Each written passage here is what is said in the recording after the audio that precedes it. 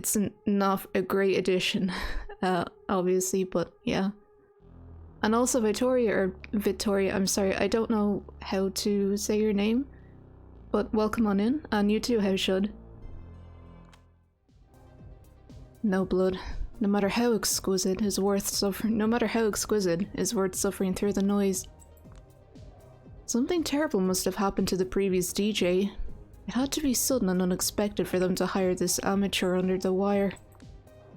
Zero ability to read the crowd, no sense of flow. As if that constant flashing wasn't migraine-inducing enough by itself.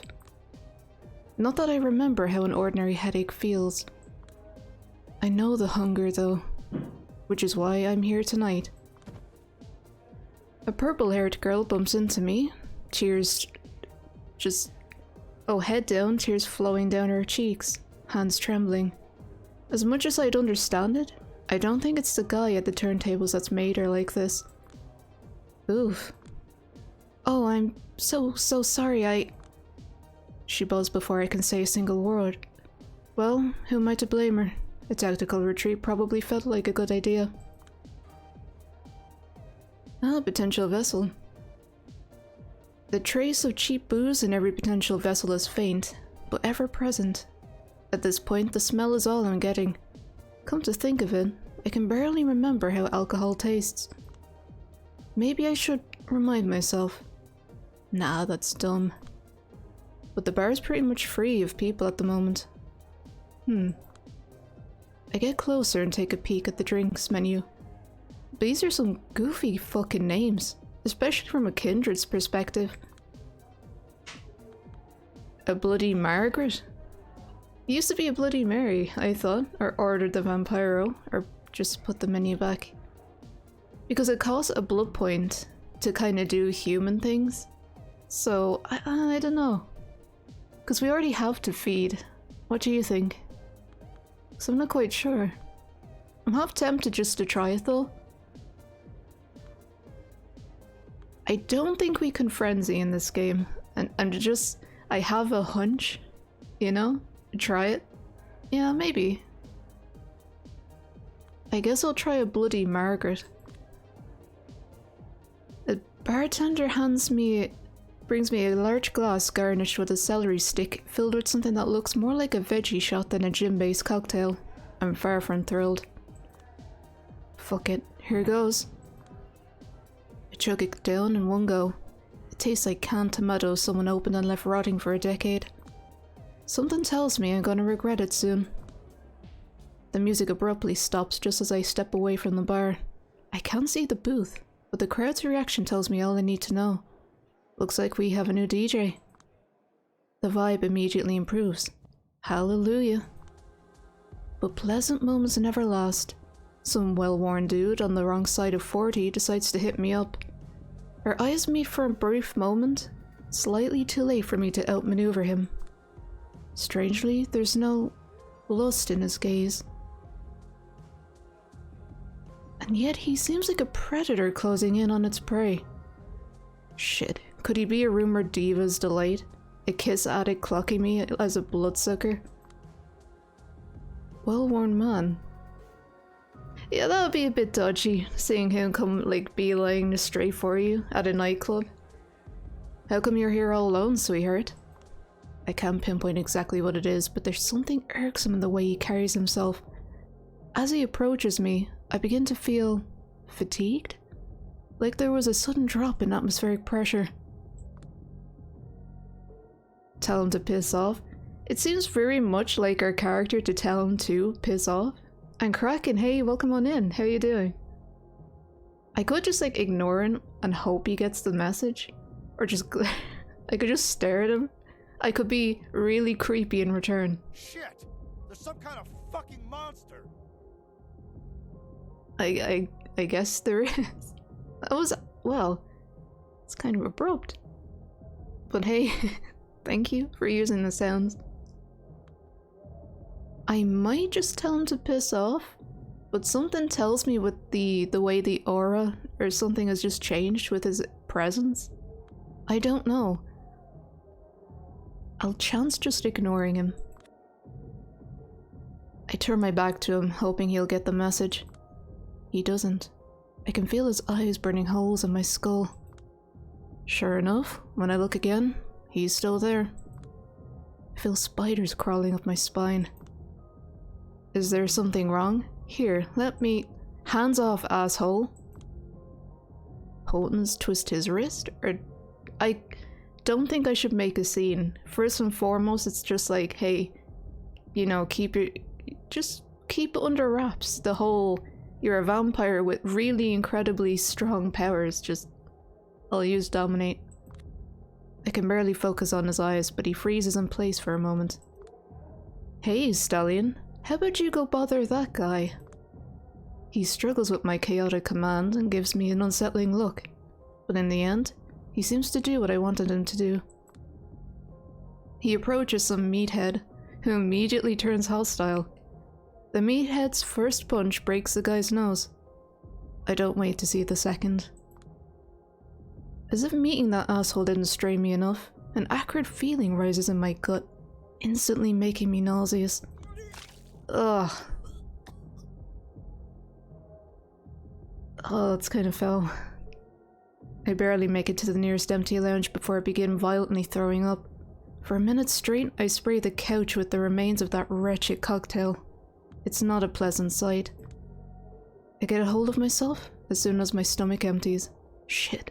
Julia, your life has had more than its fair share of avoidable embarrassments. Is it necessary for your own life to follow suit? Time to bail and not look back. Right before I reach the exit, the purple-haired girl from earlier bumps into me once again. This time, I know it's not coincidental. Wait, please. She seems startled, but gives me a pleading look. I saw what you did to that man. Are you one of them? What are you talking about? Who's them? Well, she knows. It's like Knox all over again, right outside the clinic. She bares her teeth and taps to the side of her neck. Oh, I get it. So you're the Diva's Delight? She blushes innocently, like I just caught her stealing cookies. Yes. It sounds silly, I know, but I thought it would attract some kind of, you know, some of your kind. I've always been told I taste good. Would you like to try? She looks at me the same way a junkie who hasn't had his hit for a while looks at his syringe. You know too much. There's no way. You don't have a patron of some sort. Her eyes tear up again. I do, but maybe I don't. I don't know anymore. He shows up whenever he wants and disappears for weeks. I don't even know his name. We were supposed to meet here tonight, but I guess he didn't show up. The girl keeps talking. Now that she has found somebody new to open up to, and the instinct she might have had to remain a secret is... Any instinct she might have had to remain secretive is gone. Makes you wonder, who thought it was a good idea to breach the Masquerade for her? Before him, I used to have a caregiver. She was one of the divas too, but she was exceptional, noble. I think she cared about me in a way. She always complimented the way I taste. Would you like to try? She clings to my arm like I am Jesus Christ and Kurt Cobain at the same time, descended from heaven exclusively to turn her misery to bliss. I can't help but feel some disdain. Please, I promise you won't be disappointed. I know I won't be. I'm too hungry for that. But I also like to pretend I'm something better than hungry from time to time. I think we need to feed. I hope she's not carrying anything, you know, like in... it was in downtown and there was the, you know, the plague going on. I hope this isn't happening here. The hunger gets the better of me, but somehow I don't mind. This is what she wants, isn't it? A quick look around, nobody's paying attention. Why would they? We're just two random girls who seem to be into each other. I gently grab the back of her neck and put my lips closer to her neck. She visibly trembles with excitement. As I bite down, her body softens. Then I drink, savoring each sip. She really tastes incredible, like an unfulfilled promise. Sweet, sweet innocence. As soon as I'm done, she loses her footing, weakened but undoubtedly relieved. I help her sit down on the floor. She smiles at me, joy glinting in her eye. Thank you. That was... I really needed that. My name's... Don't talk. Just rest for a while. I leave her alone in this state of bliss. She doesn't seem to mind. So sarcastic. It looks like I did the right thing. Right? I leave the booming sounds of the club behind me and get on with my night. So there's only two down... just down to two? Bunny is a reporter. The note left at my old dead drop point reads, Bunny is a reporter. Shit, could it be Woods? Long time no see. What does one do when the ghost of Christmas past comes knocking on her door? A good message, Bat. Yeah, I suppose so. I should probably look at Samira. A clean-cut staff member dressed in an impeccable company uniform smiles at me as the elevator doors open. Good evening, ma'am. Meeting someone? I dismiss his question with an apathetic shrug. He sizes me up for a brief moment, visibly questioning my fashion sense. However, his professional acumen quickly trumps his discontent. Very well, this way please. New York City's nouveau rich seem awfully starving for a gourmet soup this late at night. The patrician is packed almost to the brim. The concierge points me over to the last vacant table, conveniently situated in the far-off corner of the main hall. I nestle in the chair, letting my elbows rest on the ornate tablecloth. Watch out, oblivious white collars, there's a black widow in your midst. Needs another... I know you sent me the audio clip, and I'll try and fit it in, don't worry. Well, I'm here. Might as well just kick back and die of boredom. Yeah. I really, really need something to occupy my mind. I'm not gonna smoke indoors. I don't want to bring any more attention to my character.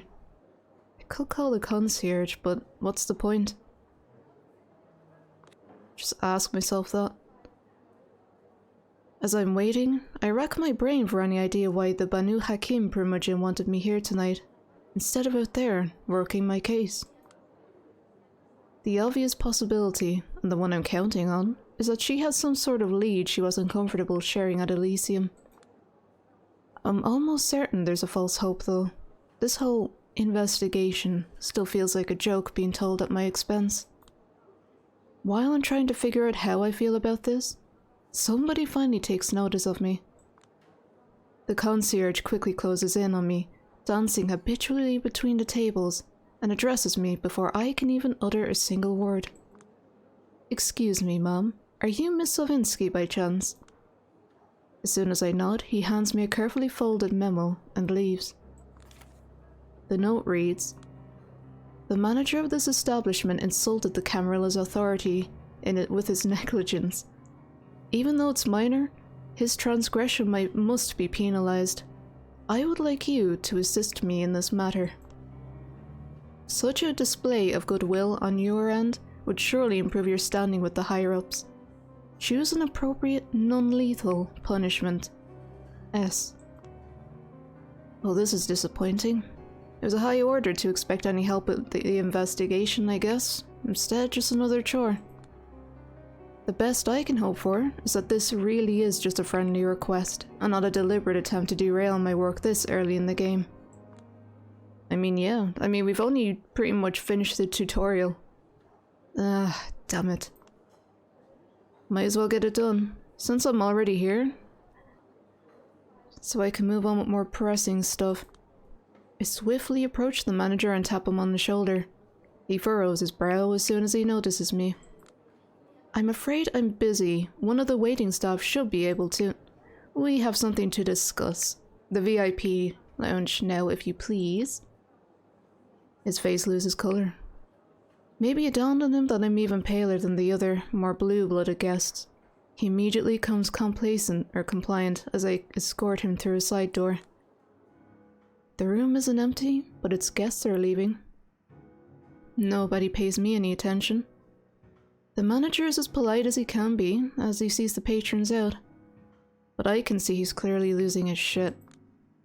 He quietly asks one of the staff to give him 5 minutes in the lounge, and gingerly closes the doors behind him. Then, the pleading starts. Listen, I know I screwed up. I shouldn't have let him in. How could I know he's not one of the proper clients? I don't give a— Listen. Hey. I would never. I implore you. I have children, for Christ's sake. There must be something. An arrangement. A way to— He just goes on as if I'm not even here. With each subsequent whimper, he becomes more and more irritating. We'll try and be civil. Just— That's not exactly civil. But I guess this is Julia, so it is really what we have. Just shut up for a goddamn second. My outburst finally makes him hold his tongue. I light up the last cig in the package and take a slow puff, trying to compose myself. I have no use for your explanations and justifications. I don't know what sort of transgression you've committed. I should never have let this Sansaric guy in. And truth be told, I don't give a shit. Close the app. Nah. You know, if Samedi wasn't so difficult, I would probably play that instead just to, you know, kind of bring it on pace, but not tonight. It will never happen again, I swear on my mother's grave. Just— I'm not that good a judge of character, but him pleading with his arms out really makes him look like the biblical wayward son, swearing to change his ways. Excuse me?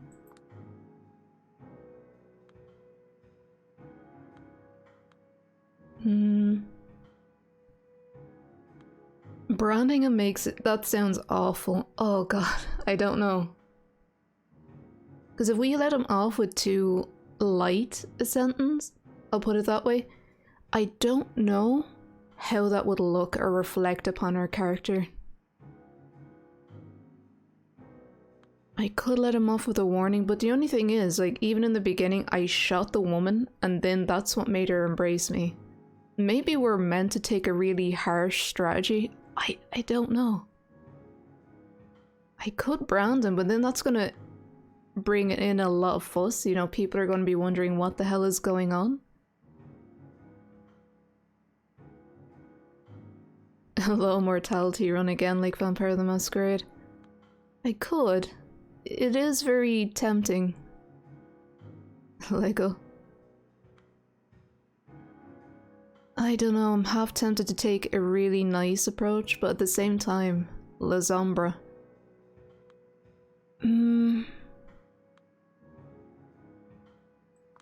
Okay. I grab his hand in a tight grip, palm up, and take a puff to rekindle the burning tip of my cigarette. He doesn't fight back. You and I both know they will want proof that I gave you a lesson you won't forget.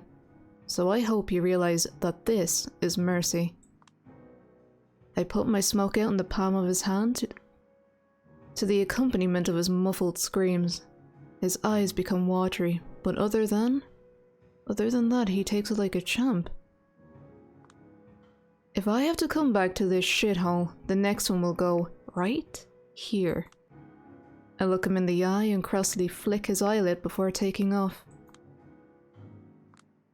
I didn't know I was capable of this sort of cruelty, but here we are. Karen warned me that our something in bloodline finds snivelling weaklings detestable. Is that what triggered me? But that's a conundrum for another occasion. I did what I was asked, and I have sure as hell wasted enough time here. I should move on. Alright, it's about time I head to see Kadir. Mighty kind of him to arrange a meeting in the place that's most convenient for me.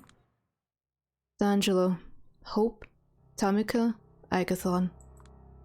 I suppose it's better than nothing, but no evidence? Really? Honestly, it felt as if someone had already cleaned up the most egregious stuff before I arrived. Sounds like the Anarchs. I'll definitely try and check that place again, but I feel I'd need some sort of expert to accompany me. An advanced investigator who would show me the ropes. Someone tall and handsome, maybe? Yeah, if you don't mind a diplomatic incident, I'll go with you. Any better ideas? Actually, the very note gave me one, but I will need to set it up first. I will get back to you about that. You know these people? I've had passing contact with each of them. Part and parcel of the job, you know? I suppose. Can you help me out with this? The way I tackle it would be, look at one person on the list every night, ask around about them, and see what they know if you do manage to meet them. If I manage to meet them. They're not particularly easy to get a hold of. Always preferred to be a little off the grid, but nowadays, they're all practically in hiding. If not missing in action, or dead. Funny coincidence? It is not my job to speculate. In other words, he knows something, but is not at liberty to say. Guess I'll find out anyway, if I do meet them. And why one night each? Shouldn't I investigate every loose thread until we're satisfied? In a perfect world, you'd have all the time you needed, but this is not a perfect world. They'll try to brute force a solution to the case as soon as possible. Oh, what's that, guys? I'm sorry. To get off track, there was that one YouTube video like, in a perfect world, men like me do not exist. But this is not a perfect world.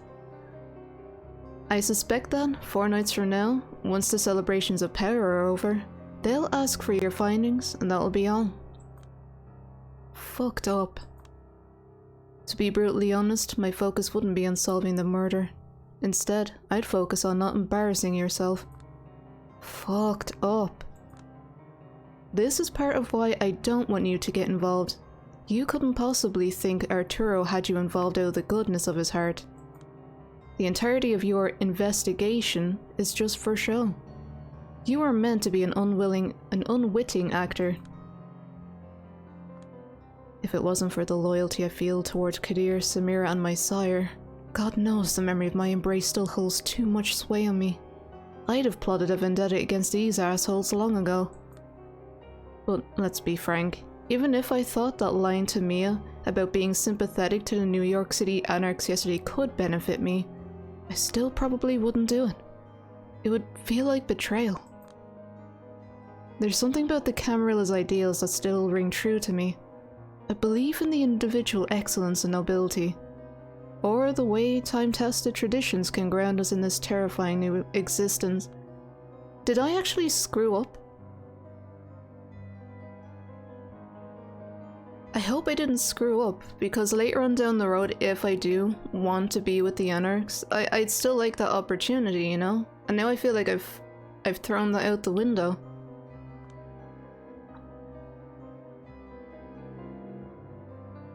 Oh well.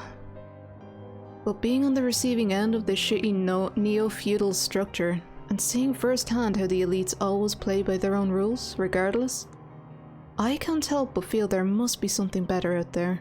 The kind of Camarilla that would actually deserve slavish loyalty from kindred like Kadir. A penny for your thoughts?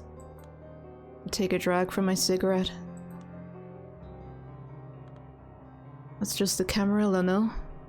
But I don't know if we should really say that to Kadir. The other options, however, are not much better.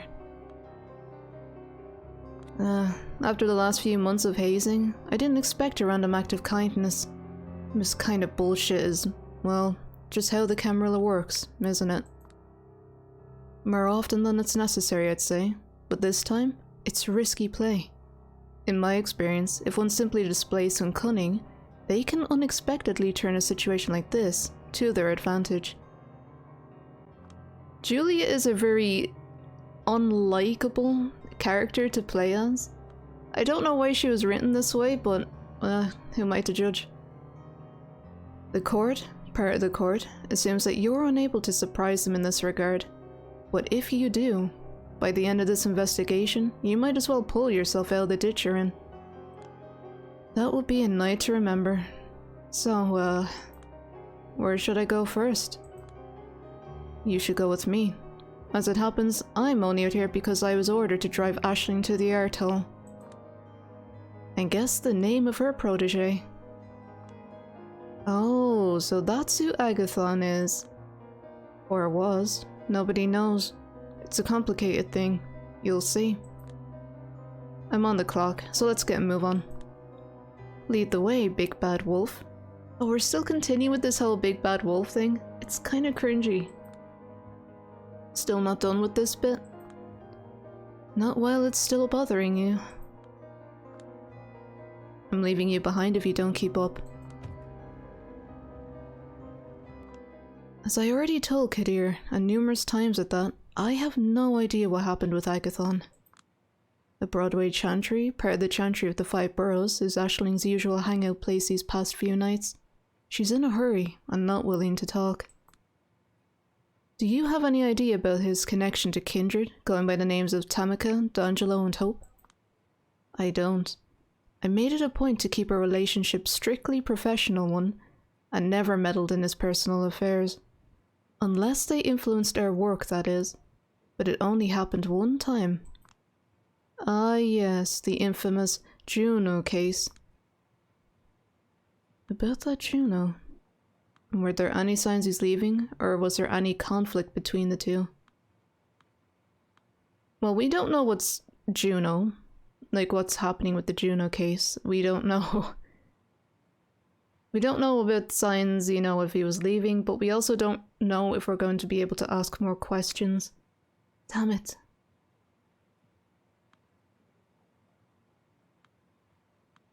Well, I guess that Juno? I mean, that's kind of... yeah. Could that Juno case... oh, that's not what I meant to ask, though. I just want to ask what it was. I seriously doubt it. For many reasons. I think the boy's lost his appetite for studying blood magic and set out to do a little soul searching. It was quite rude of him not to give me a proper warning before he departed. Still, in this line of work, it's not particularly favoured by folks with a perfect grasp of savoir-vivre. I cannot French. I do hope his search will bring him right back where he started, begging me to take him back in. The boy is talented, and I put a lot of time into mentoring him. If he doesn't, well, que sera sera, no skin off my back. So you won't even entertain a possibility that he found himself in harm's way. I know an answer to that one. A researcher's mindset. She doesn't think it's worth considering the worst case scenario seriously and just takes things as they come. Precisely. If, for example, climate change scientists didn't operate this way, most of would have put a bullet in their head long ago. That's a cheery thought. I'd like to search the Chantry for Agathon's whereabouts. Our good sheriff already did that, long ago. You'd be wasting your time, and ours, for that matter. Didn't you say Helene was waiting for us, Kadir? Give the girl 15 minutes, Aisling. A minimal support for an ongoing investigation. And besides, she has a proclivity for finding things everyone else has overlooked. 10 minutes. And if you attempt to pass this door, or that one up there, I can't guarantee you'll walk out of here alive. Thank you very much, High Regent. Just get on with it. Oh, we're going back into an inward... No, never mind. My time here is practically up, and I found nothing of use. It seems Agathon was completely dedicated to his work. Even his personal quarters are as barren as it gets. No personal touch whatsoever. Nothing I could go by. It's all research, research, research. He seems like such a bore. Aries, hey, how are you doing? Focus, Julia. What would you do if you were a warlock workaholic? Where would you leave clues for your whereabouts, or to your whereabouts? What would you do if you found yourself in mortal danger and wanted Dakota to know? It's loose. Was that? Yeah. It was facing this way, huh? I approached the place where I saw the shadowy silhouette appear. It's a brick wall, and one of the bricks is loose. Kadir and Aisling are in another room right now, still discussing the party. It's not that bad, you ought to learn how to find humour in the little things. It's demeaning, Sheriff. That's all there is to it. It's time. I work the brick loose until I can grip it. Then, I tug it as silently as possible, revealing a hole in the wall. Inside, there's a book I browse through quickly, and Agathon's diary. That's a bingo. Your 10 minutes are up. So are your 15 minutes, in fact. Are you done here? If I could just get 5 more minutes, I still feel like I could stumble upon something here if I just look a little more. No way, Julia. Time to go. Fine. I put the brick back and take the diary with me. It did look like Agathon left it so that someone in the chantry could find it, and presumably the High Regent. But my investigation takes priority for now. I bid Kadir and Aisling adieu and start looking for a secluded place to read the diary. This place right here shall be secluded enough for me to browse through the diary in peace. I start quickly skimming the book, singling out sentences and paragraphs that look interesting, trying to get a general idea of what kind of person Agathon was. Or is, I hope. The more I read, the clearer the image of the person becomes. He's been working under the High Regent for 15 years.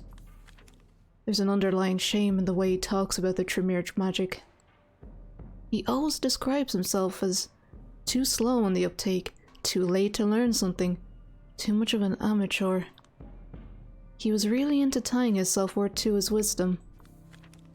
The entries beginning in 2012 are terrifyingly regular. The handwriting is extraordinarily neat. The author's absolute dedication to his studies is palpable. If there's anything to his own life besides work, it's his relationships with the 3 important women he holds dear. The first is his master, Aisling Sturbridge, whom he reveres for her knowledge, stoicism, and willingness to experiment. I was hoping to find some details about her secretive work here, but no dice. Looks like he was willing to risk someone finding out all about his inner life, but not anything that could harm her studies. A good pupil, serving a good mentor. I'm jealous.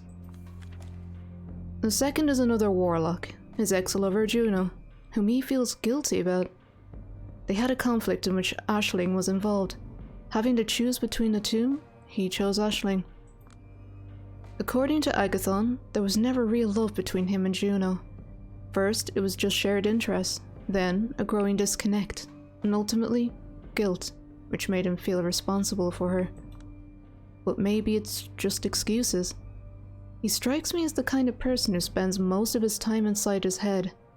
Doesn't sound like someone you could have a fulfilling romance with. Dakota? That time in high school, or don't dwell on it. Omni, welcome on in, and thank you for the bit. Thank you for the bit again, Omni. I can't go back. It's a one-way street, I'm afraid. Thank you for the bit. I missed the spot, huh? Well, I'm afraid I can't turn back time. I could just have a little look inward. I had that one time in high school or Dakota. I mean, I guess the thing with our character in Dakota, it seems a little, I don't know. It's not a servant or anything per se, but there's that lack of romance, I guess? I'm not sure. But what about that one time in high school? I don't know, I'll go with Dakota. One day, Dakota might realize this. Anyway. Last but not least, Agathon's mortal grandmother, Sylvia. She is the light of his life, and the person who took care of him after his parents died in a ritual murder. Not quite what I expected. Her family used to serve a cruel vampire in Mexico City, and it was a retribution for their escape. She was the lead for Tremere. She was the lead Tremere used to track him down, actually. Omni, thank you for the bit. Do you want me to say? I guess, to be honest, yeah, just in a way, because it's just sort of like a downtime, a downtime, I guess, that's all. I appreciate it though, really. He was keeping her alive for a long time, but a few months ago, her heart gave up. Agathon blamed his inefficient skills, the kind of man who carries the entire world on his shoulders. Left alone with Aisling, he drowned himself in work, and eventually burned out. But it doesn't sound like Sylvia's death was the only event that triggered his depression spiral? Thought I'd say like depressive spiral. There was some kind of incident back in 2019. He didn't cite specifics. Another thing he was worried about writing down, perhaps? It's all vague mentions of a person who made him fly too close to the sun. Whatever happened, it had the same effect as his grandmother's death. New York stopped feeling like a home to him. It became alien, empty, grotesque. His words. I checked the first page. There's a recent photograph of him glued to the inner side of the cover. He's facing away from the camera, only showing his profile and striking a rather dramatic pose. At first it looks kind of poserish? This woman is so judgmental. She's so... I don't know. It's not just unlikable, but there are a few other, like, quirks, I guess. At first it looks kind of poserish to me. However, upon closer inspection, it seems like a goodbye photo. The final melancholic glance he throws in your direction before disappearing for good. There's also a single black feather. No idea what it means. Something's written next to the photograph with a lot of flourish. It looks like a poem? More than annoyed. Sad. More than sad. Unhappy. More than unhappy. Suffering. More than suffering. Abandoned. More than abandoned. Alone in the world. More than alone. Exiled. More than exiled. Dead. More than dead. Forgotten. The Sedative, 1917 by Maria Laurencin. Looks like he wrote it down recently. It might have resonated with his emotional state over the past few months. Most importantly, it seems to confirm his intent with this diary to me. The general idea seems to be his research will outlive him, so he doesn't even detail it. Still, he wanted some kind of tangible memory of who he was, left for posterity. But that's not all. There's still a mystery to be solved. Quite a few of the pages toward the end are missing, but it doesn't look like they were necessarily removed to redact information. They were torn off in a way that makes it clear the paper wasn't ever used. What's more, the preceding pages are empty as well. Could it be that... That's when it happens again. I notice a bizarre shape in my peripheral vision. Wait a moment. If she does not need to breath, what? Yeah? Bleed. I turn to catch a glimpse as fast as possible, but it's already gone. If my heart could just beat faster right now, it would be jumping out of my chest. Oh, you would use like blood points to emulate anything like smoking cigarettes or anything like that, I would assume. It's discomforting. I've been seeing these apparitions ever since I turned into this. The worst part is I feel like they were always there. Even as a mortal. They were there, sometimes in the corner of my eye, disappearing when I tried to look directly at them, making me think it was just my mind playing tricks on me.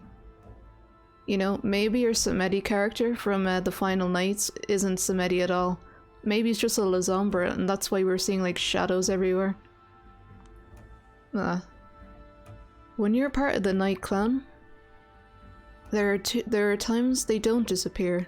There are times they talk. There are times they try to force you to do their bidding. And worst of all, no, I don't want to think about it right now. Still, in my experience, they aren't exactly, I don't know, consciously malevolent. This one in particular was trying to help? I open the book on the first empty page and look around to make sure nobody is staring. Then, I cut myself using a razor I keep in my pocket just in case. It's not a deep slice. I just want to let a droplet of vitae fall onto the page.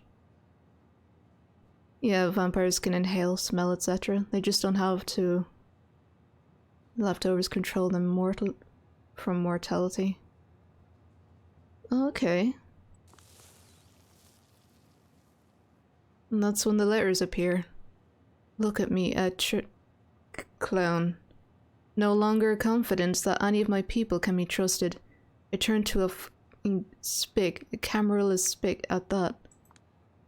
Reserved contempt. What are you in for, boy? Laugh at me. Ridicule is all I deserve. As above, so below. God damn, I didn't expect a Baphomet reference in here. Come on, don't stand there like an idiot. You want to say something? Say it. What the hell? Damn it, our characters turned into Henry Townsend. This is the last thing I expected to happen. This diary is haunted. A series of quickly changing sentences and images, composed of shadows and blood, give me a window into another reality. It's not an objective view, it's like scattered remnants of emotions, similar to a half-remembered dream, full of holes, but an honest expression of one's mind. Might it be interacting with me? It's just a hypothesis, but I don't know why else it would show to me Callahan. And was that Ellis Island? Right. This time I don't even look in its direction. The voice makes me feel oddly confident about what I needed to do. I pick up the feather that was in the diary and dip it in my vitae. Then I write down. Contempt. Let's try contempt. I mean, that's the only word that comes to mind really after that. You sold out your ideals long ago, old man. You're a shithead, a coward, a bigot, a failed leader, hated by everyone serving you. Of course, I have nothing but contempt for you. Honestly, it is a good habit to, help you blend in with things. Although, unless you're Nosferatu, then I guess it doesn't matter, does it? Heh, good some honesty. Now we can talk to each other, like equals. It doesn't feel like this way is the way events took place. It's more like a way to explore Agathon's emotional truth behind the way it all unfolded. In any case, the diary's reacting to me, and some shade of the truth is better than nothing. It's a handy tool, and if I use it right, I might find some clues that could aid me in my investigation. So it wasn't contempt. Maybe it was confusion? I'm not sure. There are a few thoughts floating around in my head, like alien entities, trying to make their way out. Is that also an effect of the diary's power? Let's try... Dream, destiny, or death?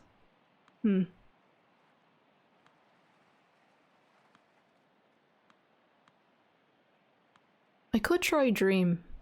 I don't know why. I'm not sure unless he really hates the guy, but we don't know that yet. I mean, our character Julia even said that contempt doesn't seem like it feels right.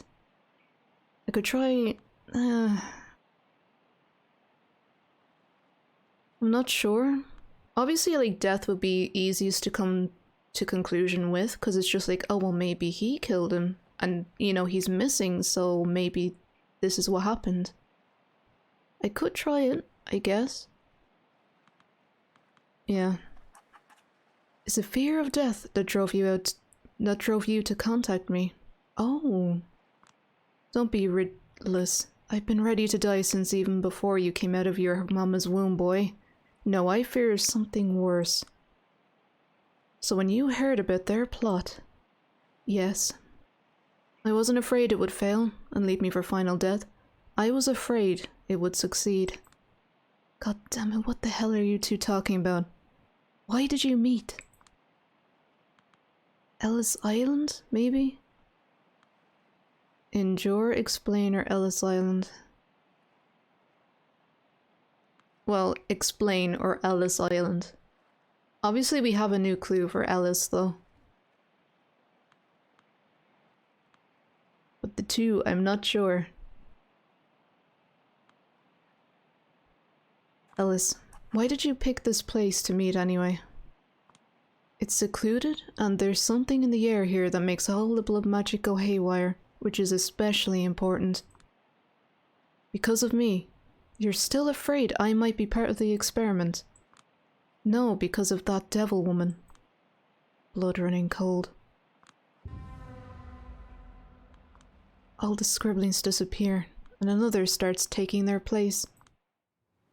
The diary conjures an image of a completely different place. I instantly get a feeling of déjà vu. I process the space differently. The atmosphere is different, more familiar, homely. But this is unmistakably the Tremere Chantry that I visited earlier tonight. And standing there is just the person I'd expect. Aisling. Looks like that's it for my meeting with Callahan. God damn it. What if the person he was talking about and eliciting a strong emotional reaction from was Aisling? The diary awaits my next command. Why, when, or who? You're just missing a where.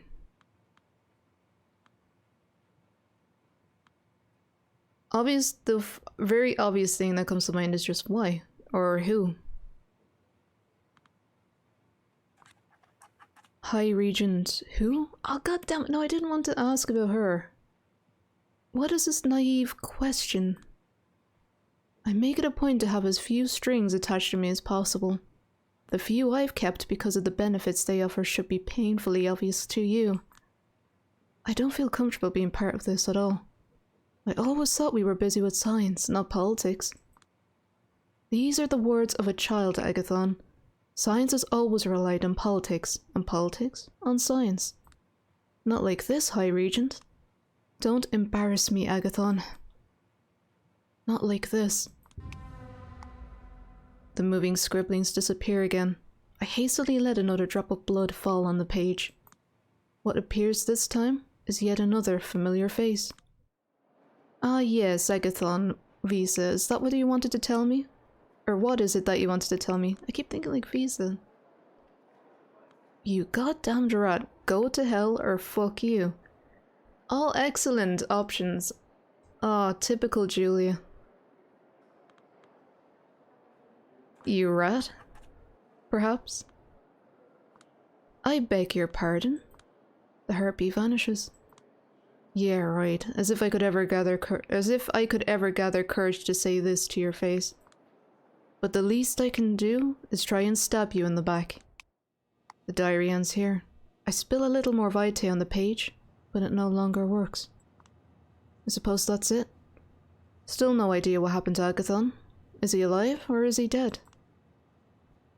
Ah, you can't just bring that down onto us right now. We don't know if he's alive or dead. I mean, let's hope that he is alive though. Let's just hope. Maybe Dakota is right. I've been a glass half empty buzzkill too often. I will brace for the worst, but hope for the best. There we go. There we go. The way he's left his diary for someone to carry on his work. The hints he strategically left inside it. He's got all this planned out, no doubt about it. I choose to believe. I will see him again one night. Maybe I'll even compliment that jacket he has. In any case, I think it's time to pay a visit to the art hall. I know Arturo tends to leave the Elysium quite often to take in some fresh air and message people on his BlackBerry. People still have Blackberries? I thought that was like a really early 2000s thing and it just quickly died down. Maybe I'm wrong. So I just wait until I see him. The tactic works. He's surprised to see me. Miss Sovinsky, shouldn't you be busy with your investigation? I am, actually, which is why I've come to see you. That's peculiar, because I'm absolutely sure I have nothing to do with the case. Aren't you barking up the wrong tree? You're making yourself seem really suspicious, not gonna lie, Arturo. That's what I'm here to find out. I assumed you'd want to see I'm thorough. Yeah, sure, I suppose it's commendable. What is it then? I have reasons to believe that in the last few months, you, the High Regent Aisling Sturbridge, and the child Agathon were involved in a secretive scheme. His expression changes ever so imperceptibly, but the difference is palpable to me. For the first time ever, he looks at me as a person. Up until now, I was just an amusing diversion. Now I'm something more, and he doesn't like it. What gave you this idea? I'm not at liberty to say. If you really want to know, ask the sheriff. Of course, Kadir doesn't know anything, but he's the only one in the court that Arturo has repeatedly failed to influence. He'll think twice before approaching him. I fail to see how this matter relates to the task at hand. I have every reason to think Baron Cullen was involved, and that he might have had grounds to fear for his life because of said scheme. He's tense now. Do I have the upper hand? Miss Sovinsky, please answer the question. The delicate matter you are speaking of has absolutely nothing to do with Baron Callahan's grim fate. It's a strictly confidential affair. It would be wise of you to stop pursuing it. It would be wise of you to fuck off. I can't be an investigator if I'm not allowed to properly investigate. This matter is unrelated to your work and should be treated as such. I'm 100% convinced Prince Bernhard would agree. If you insist on pursuing it further, we can take it up with the prince and see if her stance differs from mine. But I think you aren't as naive as to waste her time this way. And besides, she'd certainly want you to present the basis for your discovery to the court. Could you handle it? Maybe if, okay, so that's a no. An absolute no. I have no response. God damn it. This is his revenge for invoking Kadir, isn't it? I thought so. Is the High Regent inside? She is, but don't worry. I'll make sure to tell her not to waste her precious time, Miss Savinsky. So that's how you're gonna play it, you bastard. Well, I guess you win this round. A strategic retreat is my only choice here. I don't have a full deck of cards yet, but just you wait. In a few nights, I'll take my leave then. Yes, do that. And if I may be so blunt, focus on the investigation avenues that aren't utterly imbecilic and suicidal to pursue, miss. I bid you adieu. I curse him out under my breath as he disappears inside the art hole. Guess this avenue really is cut off for me, at least for now. 3 names left on the list. I still have some leads to go by, but for now, it's getting late. I should go to St. Patrick's and file my latest report. Imagine having to go to a Catholic church just to report your duties, but as a vampire. When I reach the cathedral, Father Leonard is already there. He's not exactly the most punctual person, so I always feel relieved to see him from afar. Time to move in and move out before I'm noticed by Benoit. Will this be all? I guess so. I rattled off most of it in a hurry on the way here. I'll come up with a more exhaustive report tomorrow night. Busy? Looks that way, Father. Our wayward girl has finally been recognized by her superiors. Here we go again. Of course he had to sneak up on me. If even you heard about that, I guess that means every single kindred in the 5 boroughs knows. I know you're an expert when it comes to knowing who's saying what and where, but the last time we met, you promised to share that knowledge with me. Yeah, I was kind of lying. That's the ninth commandment broken. Father, shouldn't you scold her? Don't involve me in your silly games, Benoit. The way you fall for Ovi's lies stems from your biggest failing in communication. And that is? You only pay attention to the what. That being said, and not the hell. That's... Booyah, motherfucker, suck it. Annihilated with an absolutely flawless diagnosis. Child, don't make me regret siding with you. I'm sorry, Father. It won't happen again. Especially if you promise to keep verbally destroying that clown. You're in a strange mood tonight, child. Go, get some sleep. Yes, we'll continue this tomorrow. I'm not showing up here tomorrow. Yes, you are. Stop breaking the ninth commandment. See you around, Julia. He says my name in a sickly, sweet way that gives me the creeps. I bow to Father Leonard, do my best to ignore Benoit, and head for Dakota's place. Finally, my haven. Don't worry, I'm not going to give her a Valley Girl accent. Hey. Hey. Another tough night? You don't know the half of it. Want a drink? She points to her neck. I manage to summon a faint smile. I'd love to, but you know we can't do this too often. Maybe tomorrow. You want to talk then? Yeah, I guess so. Just not about work, okay? I sit down next to her. Not about work? Got it. What's on your mind then? The past, I guess. Meaning? How spotty your memories are. And how, despite that, that's what we built our convictions on. Sorry, it's so banal. I'm just tired and frustrated. Well, let's talk about something more specific then. What do you remember about the first time we met? The time we first met? Yeah. Shit, not a lot actually. Those were gloomy, anxious days. I think I subconsciously replaced most of them with blank spaces.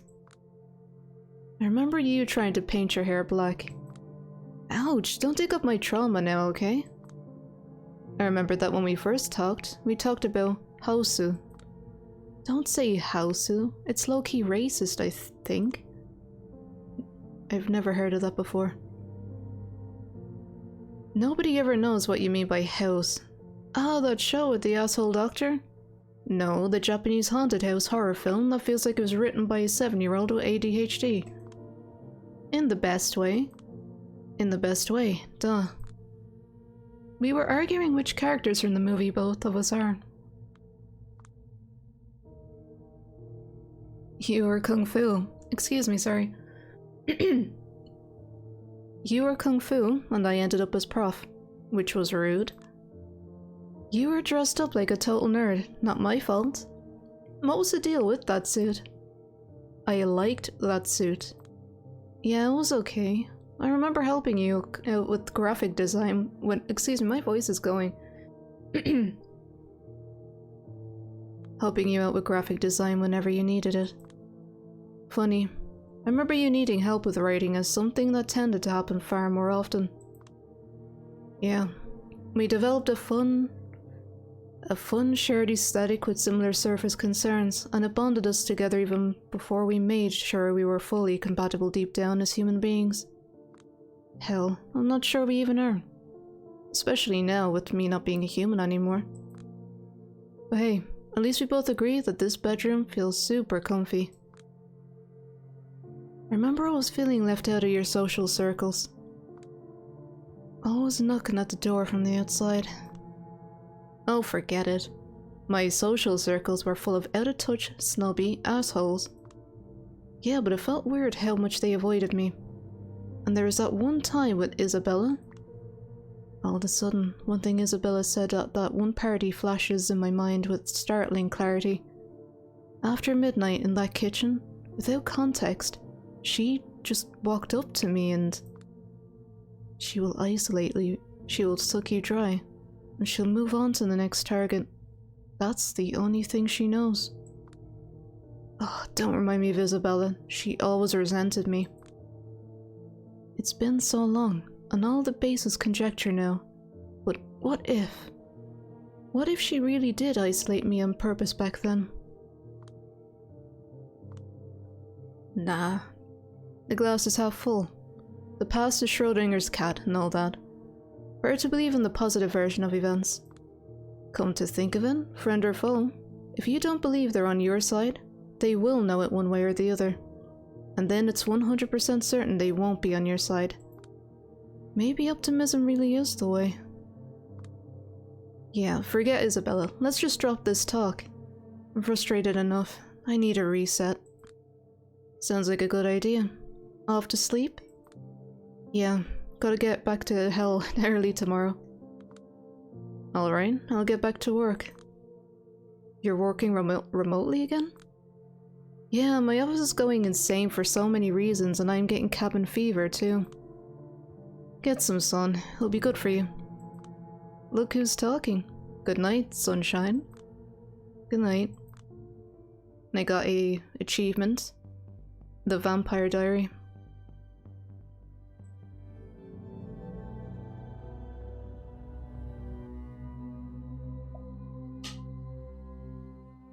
Sorry, just had to take a mouthful of water. A few minutes after I wake up, I see a message slipped under the apartment's front door. Kid here? Yep. Looks like he's got a short window to meet me in Queens. A few hours from now. Well, its point. A single suggestion? Get ready for action.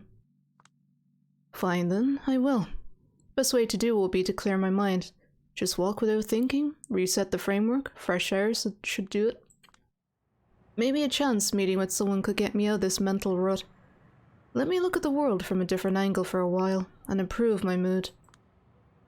Although, when it comes to improving one's mood, nothing beats some crimson red pouring down my throat. Not to mention, these cigarettes taste best with a full stomach. Let's go. Yeah, we never got to do the other one. I guess we only get to do 2 things a night, except for in the tutorial.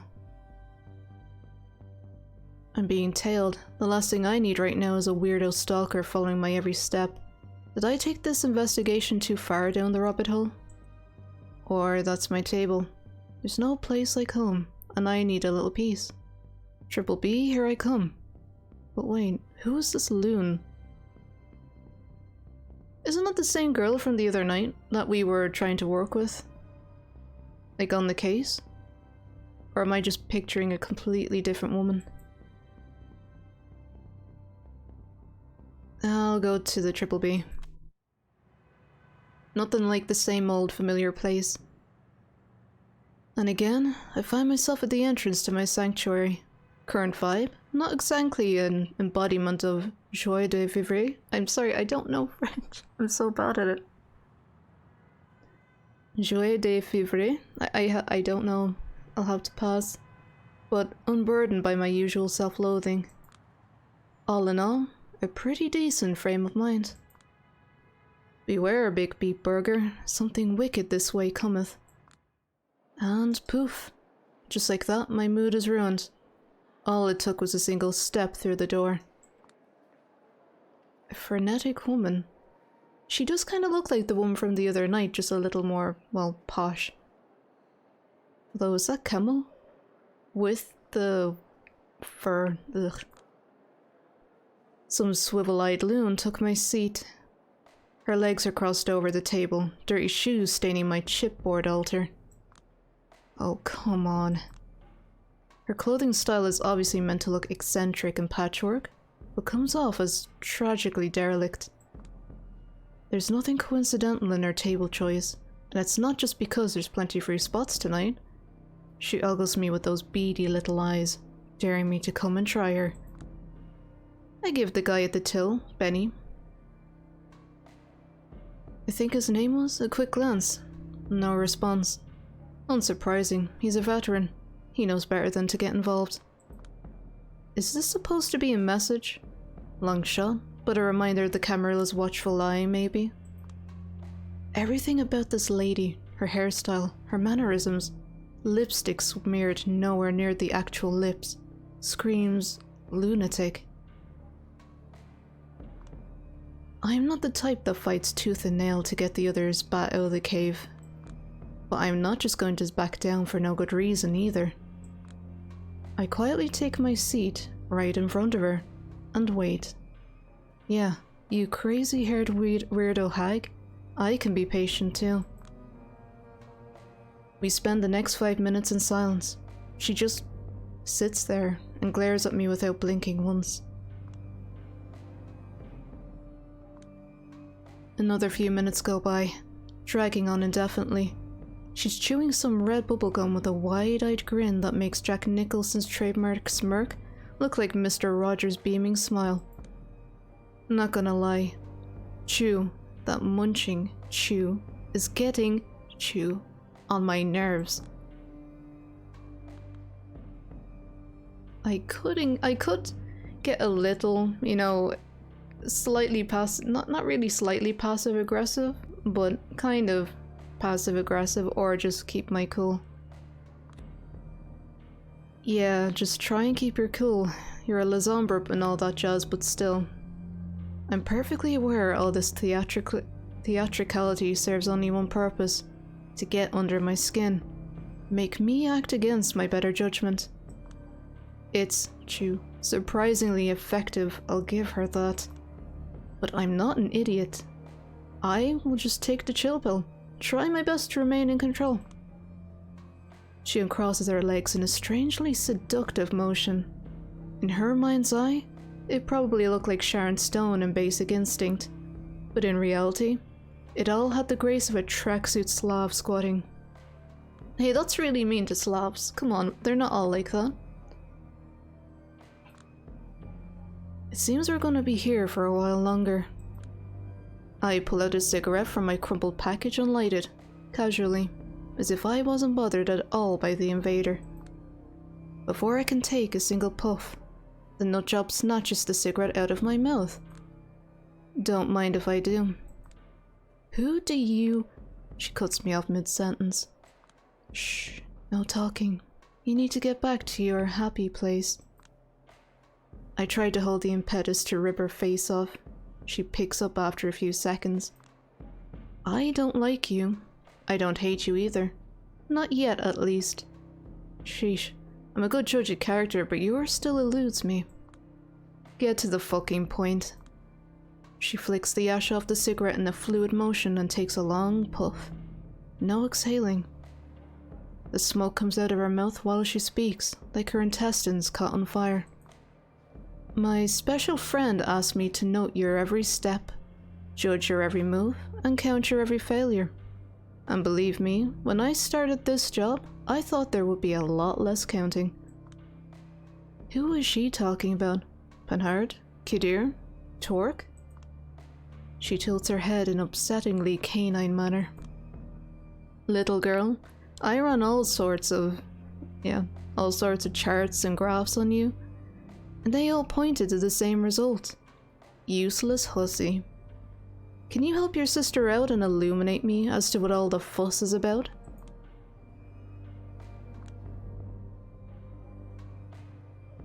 Don't want to help? Come on, if you're a good doggy, you might get a biscuit. As if all that bullshit wasn't enough, she taps my nose like I'm some fucking puppy. Oh no, you didn't. You want to get nuts? Okay, let's get nuts. I could try and dominate her. Get the fuck out of here. I tried to bore into her mind like I did with so many others before. But my body suddenly twists and stiffens, forcing my limbs into a bizarre state that's not unlike rigor mortis. She seems elated by my state, sending a meaningful smirk my way. The kind of wry expression that says, "You fucked up big time." Bark, bark, little pup. In a last-ditch attempt to subdue her, I peer into her eyes, but all I can see is that smile and her sable eyes. Stars of black. Where the hell are we? Huh? What? What the? There's dirt under my nails. Are those leaves? Why are there leaves in my hair? And what's that awful taste? Oh, don't tell me she made me eat dirt. Ugh. Adding to my bewilderment, the thing that drops from my jaws is a grimy femur. Oh no, we ate someone's dog. It falls straight into a hole into the ground, one that I must have dug by myself, judging by the state of my hands. I'm covered in mud on top to bottom. My clothes are crumpled and torn in a few places. How much time did I spend on all fours? Fuck. I rarely expect to keep a good thing going, but it really looked like I was in for a decent evening. No dice. All I can do now is clean myself up best I can and make for the last time. Shit. I feel spiritually tainted. If any cat cafe was open at this time of the night, I go there to recover.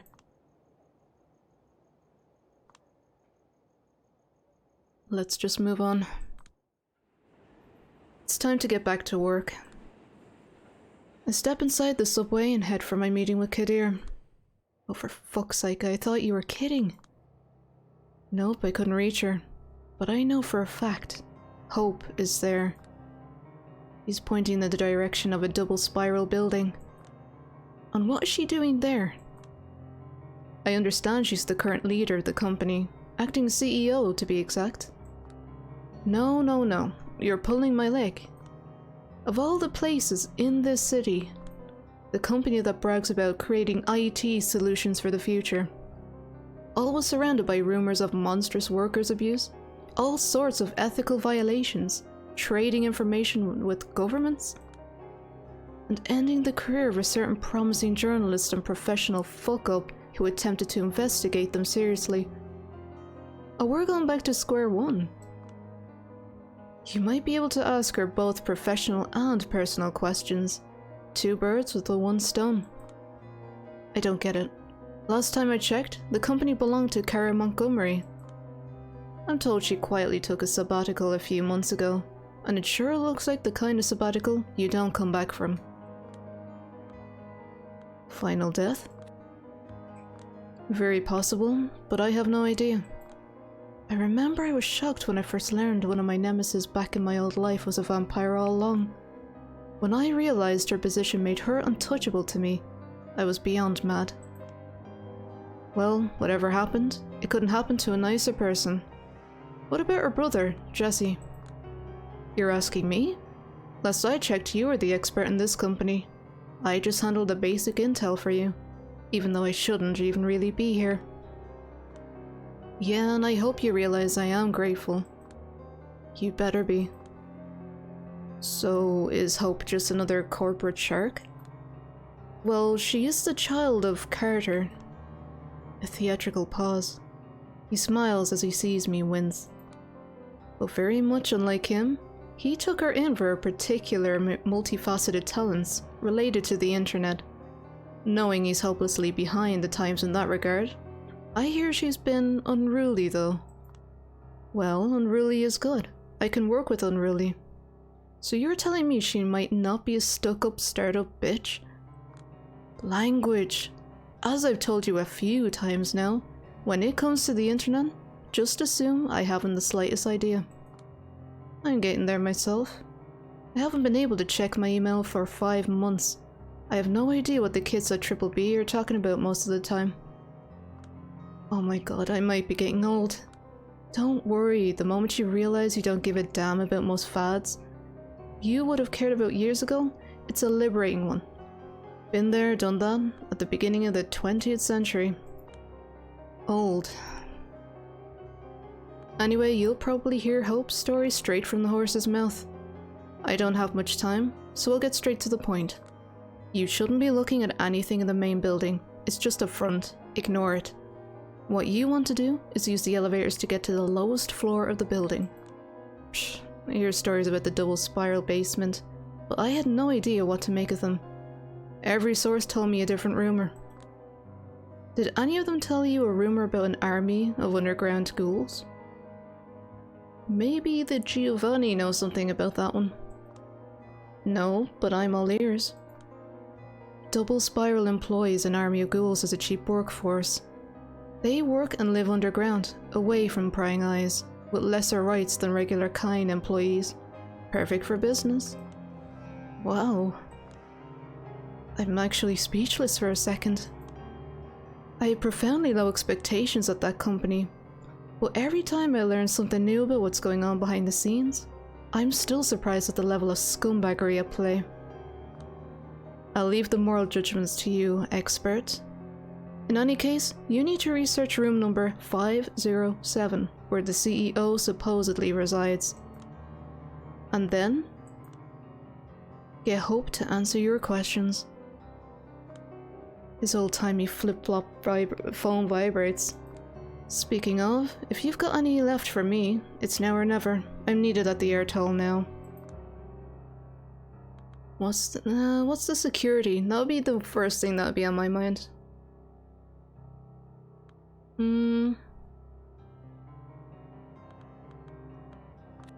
Yeah, I'll just ask about security. Yes, a good question. As far as I know, it's cameras, body heat sensors, and some electronic locks. Well, way to be really precise in your response there, Kidir. Sounds like, with some luck, I might manage to infiltrate the building as nothing but a glitch in the system. A glitch might still provoke an investigation, so be careful. It's rare that our curses turn into blessings. When it seems they have, it's usually a trap. I'll keep that in mind. And keep your eyes peeled for the ghouls. The phone vibrates again. Well, that's it for me. Arturo was pestering me to show up at the Elysium 5 minutes ago. Tell him I kindly suggest he should go fuck himself. Not in 1,000 years. Well, good luck with your mission, soldier. With a mock salute, he disappears inside his car and drives away. Nothing left for me but to head on. Head on in. Still, I'm anxious. There are 2 approaches to choose from, and whichever I pick, I will have to stick with it. If I force my way in and assert my authority bad cop style, that should make an impression. Bad bitch coming in with the entire court behind her, bluffing her way to victory. Sneaking in and politely asking for cooperation seems like the less disruptive, more me option, but it's not like being me has taken me anywhere thus far. Shit, I kinda wish I was still stuck in my routine where I didn't have to be doing things like developing a personality. Like, Julia, so far your personality is just fuck you, I'm cool, I'm also very self-conscious. It's kind of like a real-life teenager. It's a bit of a coin flip, honestly, but I gotta make a choice here. How do I approach Double Spiral? Honestly, I just want to sneak in. It's just like my inner character creation sheet is just popping up and just like tick tick tick into stealth computers and like lockpicking. It's instantly just before my eyes at the moment. But we could be aggressive, and I don't think that's really going to get us anywhere, to be frank.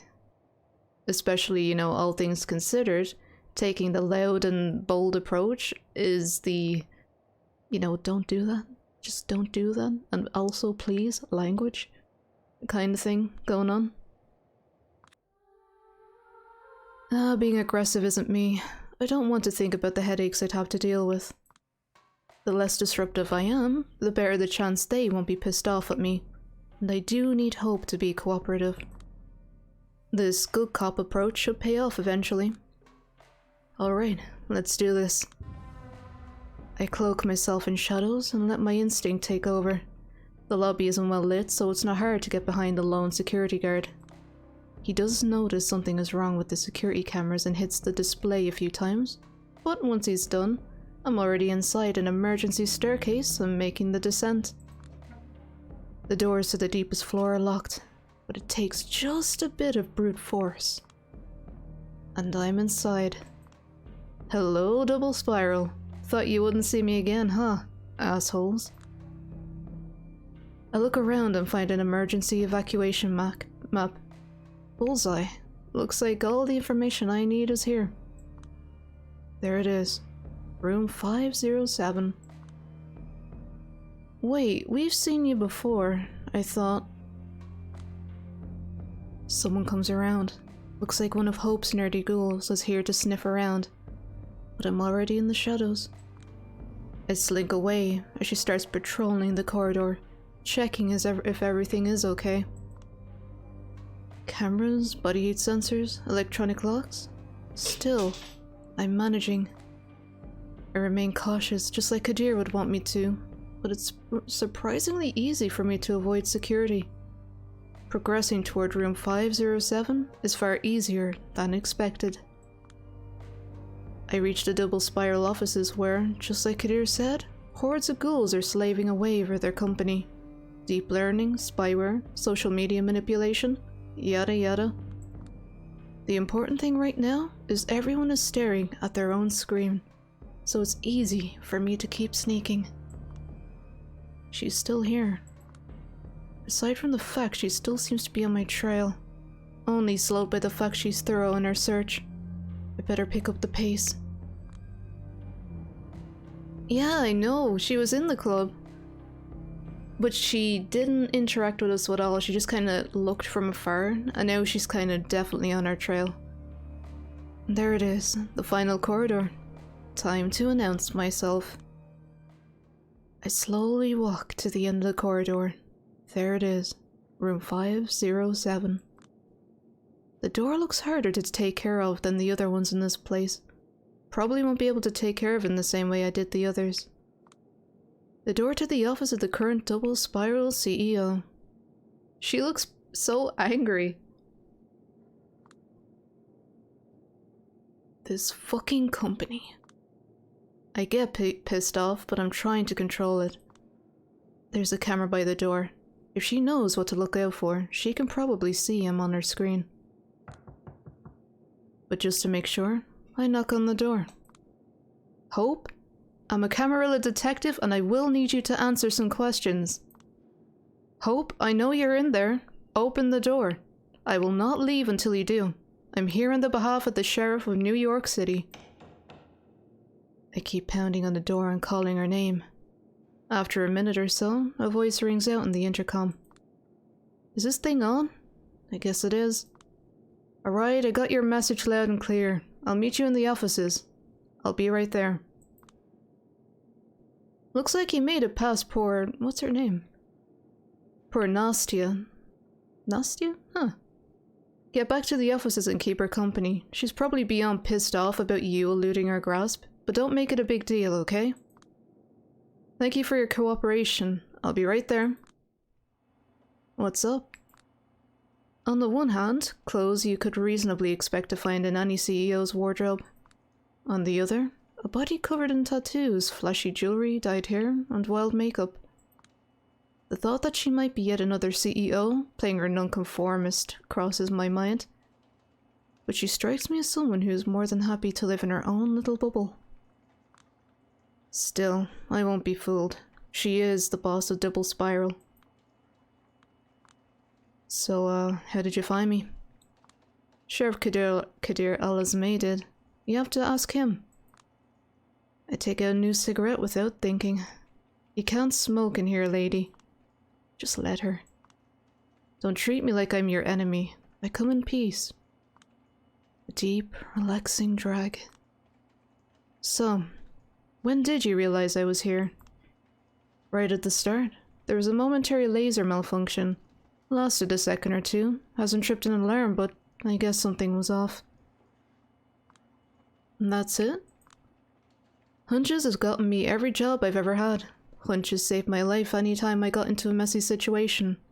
These days, the reality is too complicated to rely on anything else. Can't really find a better head of security than Aranastia. And her hunches are more than the main reason why.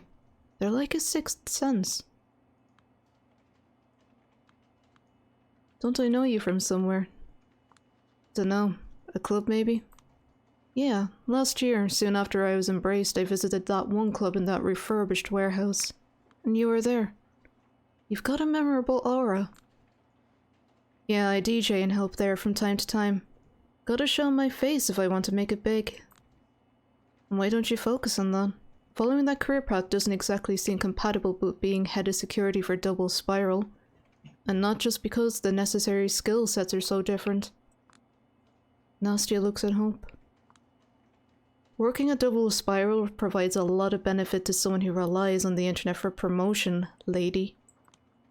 The slowed aging is just a nice perk. Lovely chat, girls, but I'd love if you saved it for later. I'm CEO now, and I have a lot of duties I must pretend to handle. I just need to ask you a few questions. Sure, yeah. Call me if you need me. I've got a weird hunch about this one too. Don't worry, I'll disappear as quietly as I arrived. Yeah, I prefer to be sure that you left, lady, so that I can report it to my boss. We'll talk security later. Don't worry, this shit happens. For now, take 5. Nastia leaves and I'm left alone with Hope in the corner of the office. Feels funny to stand here in front of you. Oh, and why is that? You people had me fired from my job before I was embraced. Ah, I see. You're that, Savinsky girl from Lodester? Yeah.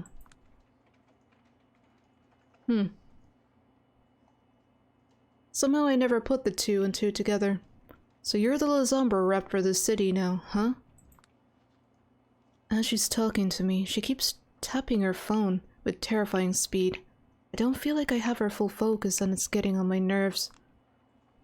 Just so you know, I have no idea why you've taken Carrick Montgomery's place, and I doubt you tell me, but the bitch deserves to burn in hell.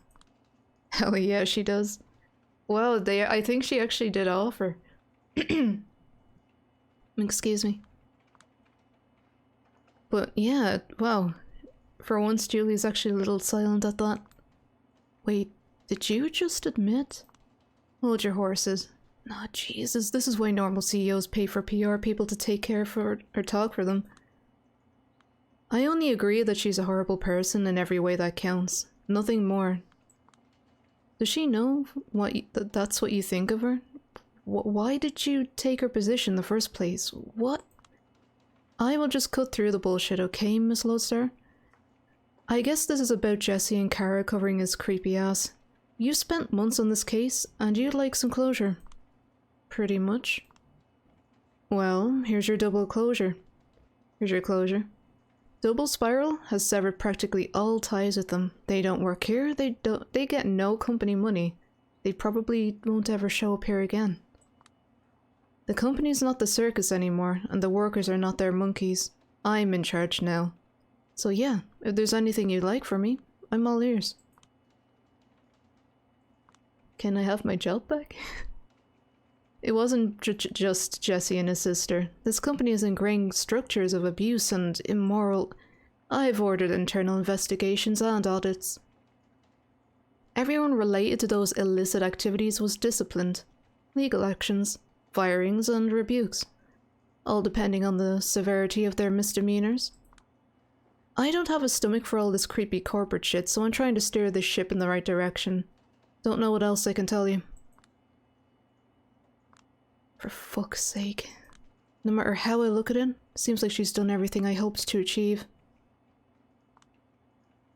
The Montgomery clan is over. The queen bitch, a symbol of everything that's wrong with tech CEOs, is gone. Jesse, that perverted embezzling son of a bitch, is gone. I should be glad, so... Why is there a sinking pit in my stomach? You should make this doesn't feel right, to be honest. It doesn't feel right. Probably not, but hey, I look at this company like the mafias and gangster movies. You don't really win by dismantling one. Another one will just as quickly take its place. Aries, hey. And permission to host?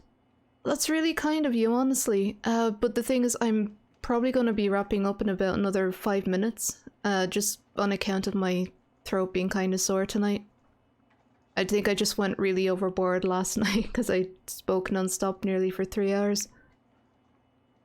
You can only win by ensuring, but just again, thank you so much. I really do appreciate it. It's just, it would be kind of a waste, that's all. But really, thank you. You can only win by ensuring the organization gets the best possible leader. So, in Double Spiral's case, the best you can hope for, no pun intended, is me.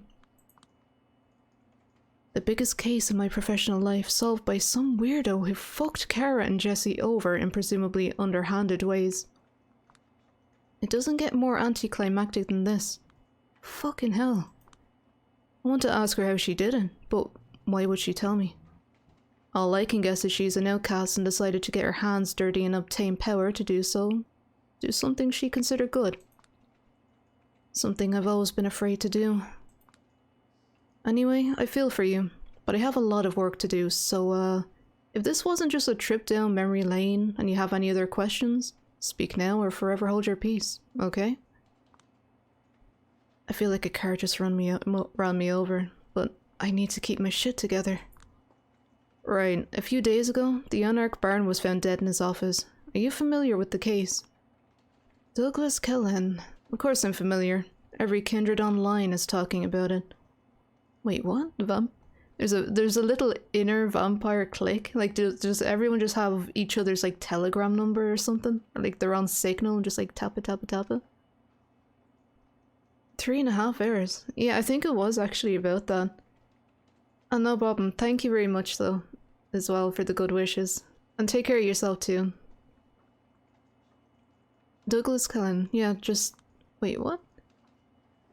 And what are they saying? They're accusing everyone. I mean, it is the internet. Are they accusing you? Why would they do that? I found a particular note in Callahan's remains. It had your name on it. Huh? What can you say about this? Nothing. I never met the guy. I never even seen him. He wasn't my crowd. Then why would he have a note with your name in his pocket? Why were Walt Disney's last written words Kurt Russell? No clue.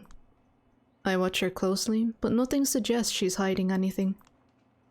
Well, the note actually contained 3 other names and nothing else. Agathon, D'Angelo, Tamika. Ringing any bells now? Her finger, which hasn't stopped moving across her phone touchscreen since I first saw her, freezes. Yeah, it kinda does actually. It's a short list of promising unaffiliated kindred that was making rounds in New York City a few months ago. In any case, or in case anyone needed a hero for hire. I didn't know Kellen had it. I know Sophie Langley did, as well as a few Primogen. Not sure about the Anarchs. Who would have prepared the list? One of the local information brokers. A short but telling pause.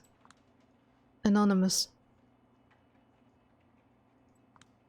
How anonymous? Sort of anonymous. She's obviously conflicted about whether she should tell me.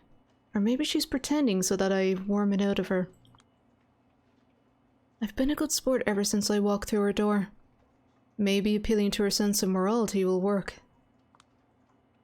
I really need your help. I want to prevent the tensions between the local anarchs and the court from escalating, and every lead helps. She briefly considers her options, and then gives up. It's my sire, Carter van der Weyden. Damn, why can I kinda say his last name, but I can't say, like, simple French words? Oh, what is happening to me? Oh. He's brokering information? Everyone knows becoming the prince in New York is his ultimate goal. And that he wants to make friends in all the high places. Sharing useful intel is a pretty effective way to achieve that. So you're telling me that he, a Malkavian Primogen, sold this list to an Anarch Baron? Sure looks like it. Why would he suggest his own child to somebody? To have a person on the inside. Just another way to further his information web. Yeah, the really infamous hacker, Anonymous. Wouldn't they realize you two are close? The story going around is, he left me alone and I hate his guts. Well, at least half of that is true. She's talkative. Probably sees me as a way to undermine Carter. Let's see how much further I can push her. I was wondering how somebody like you could control a company like Double Spiral. I suppose a friend in high places would explain it. Yeah, lucky me. Not happy about ruining Montgomery? Being a boss, or not happy about being rich? I don't know if she's rich. I mean, it's not like, I don't know. Like, being rich as a vampire would be a lot different than being rich as a regular human. You know, like being human, you can just go out in the sun, you know, you can get a villa somewhere. Whereas as a vampire, it's just like, you want the blue blood or do you want the normal blood? Or how about some elder vitae? Let's go number 2 though. Not happy about ruining Karen Montgomery. I know I'd be on cloud 9 if I did that. Oh, I was beyond happy. It's just that it's something different now. She stares at dozens of displays on the wall in front of her. Do you remember the Y2K era internet? Jesus, I barely remember the internet at all. My people can't really use it. But yeah, I guess I sort of remember. Forums, GeoCities, browser wars. All those handmade amateurs web pages. It was a golden age. Everyone was welcome to freely express their creativity and obsessions in this abstract new frontier. No formulated rules. Every site was a distinct new universe to explore. You know, as a kid, for some reason I kept saving every web page that moved or changed me in some way. I don't even know why I did it, but today, a folder with these is one of my greatest treasures. Fast forward to today.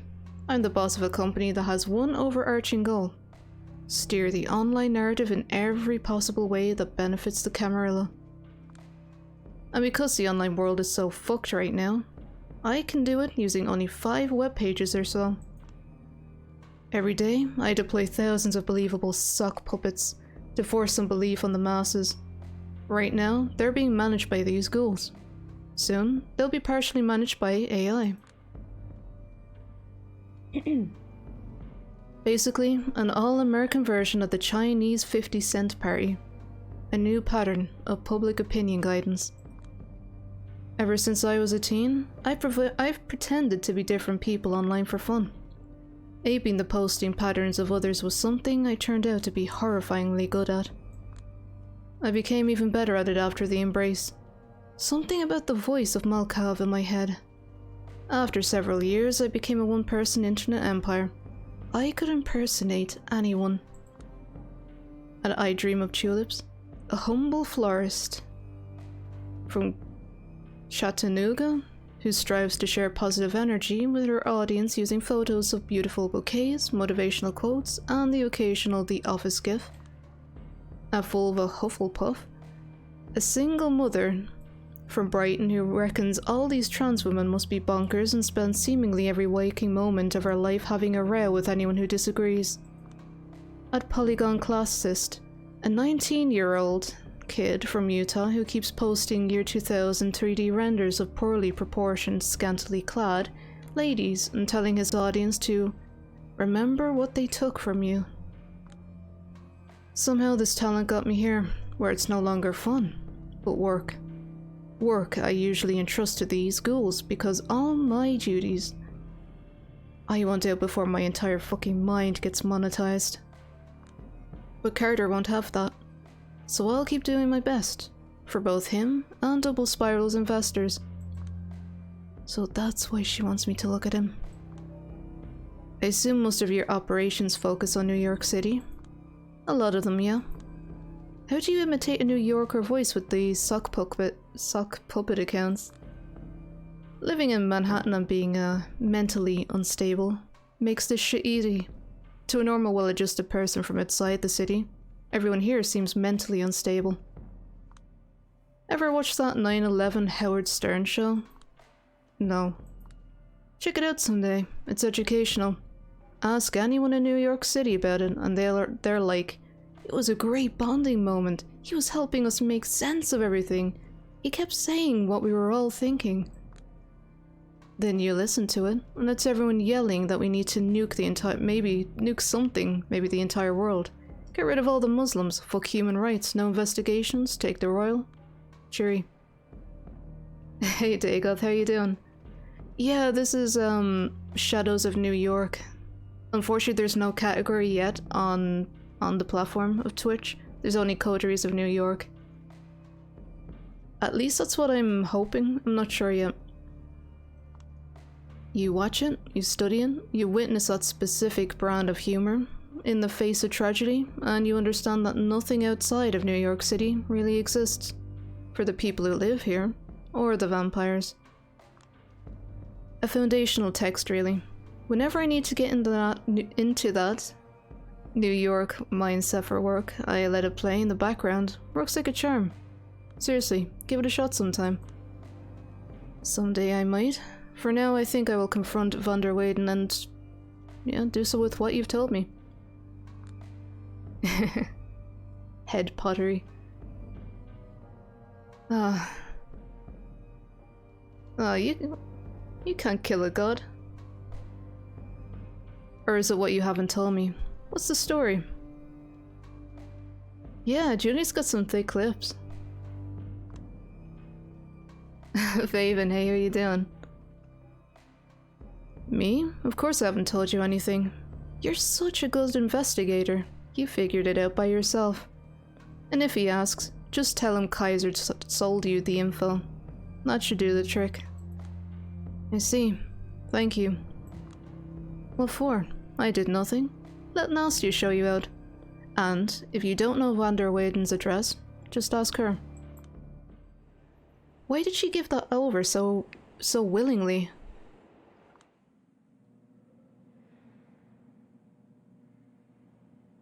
Oh, your internet went out?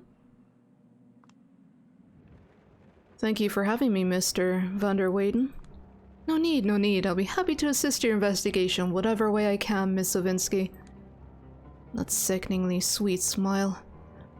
And this office, spacious yet oppressive.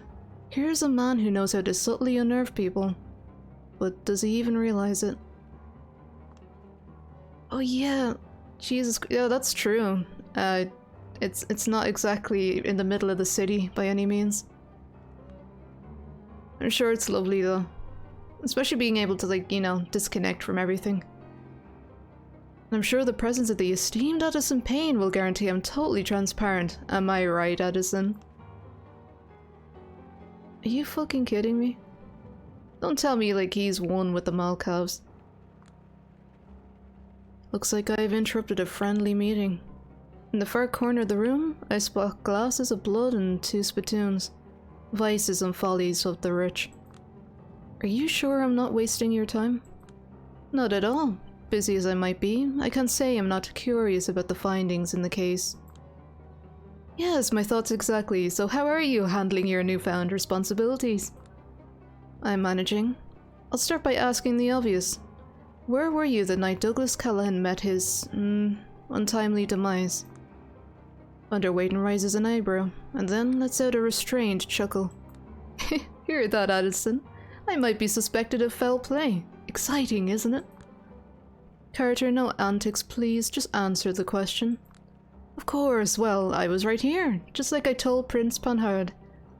As much as I love to celebrate my power, sometimes one has to celebrate the amount of work piling up on their desk. So, your alibi is you were right here. Alibi, huh? Yes, I suppose. Can anyone back up your story? Well, I did make a few business-related phone calls as I was working, so there's that. That doesn't really answer my question, does it? He regards me with a stare reserved for a troublesome child. Miss Savinsky, this right here is my private little fortress. A space specifically designed to make me focus. I don't really let people in to break that focus. Aside from occasional esteemed guests such as yourself, of course, and a few wonderful Mexican women responsible for the cleaning duties. So you don't have an alibi. The look in his eyes screams, why won't you at least pretend to try and get on board with my program, kid? I suppose, but why should that matter? Because I found something that belongs to you on the victim's person. Pardon me? Took the words right out of my mouth. We're not talking a murder weapon or something of that caliber, of course. No, it was a short list of 4 names, unaffiliated kindred whose services would be useful to anyone interested in toppling the current power balance in New York City.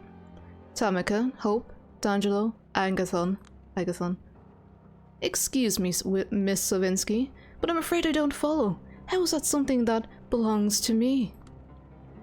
I have it on good authority that it's a short list you've been shopping around to anyone interested here in New York City, be it the Camarilla or the Anarchs. Addison tenses up, and his host is not happy about it. This is just preposterous. I'm calling your bluff right here, miss. No, the bluff is coming right now. Mr. van der Weyden, if you want to voice concerns about the information I have, how about you voice them to Kaiser, not me? Addison turns to van der Weyden, clenching his lips and gripping his wheelchair armrest tightly. For a brief moment, the ever-present smile on van der Weyden's face goes missing, and the expression that replaces it reminds me of a horrifying void.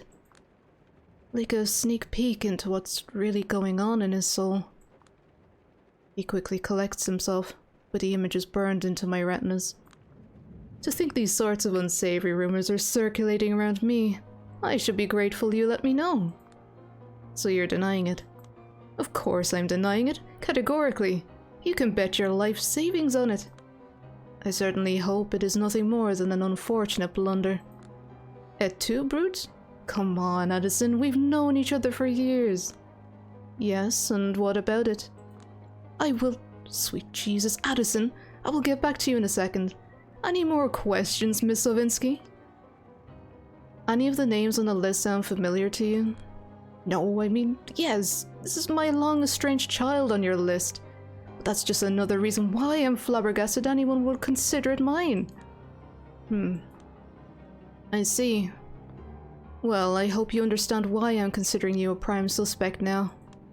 Yes, and I swear to clear my name as soon as possible. Scout's honor. Any more questions? I'm good for now. Sheriff May will probably contact you later. I will get in touch with him myself, as soon as possible. Once again, thank you for your work.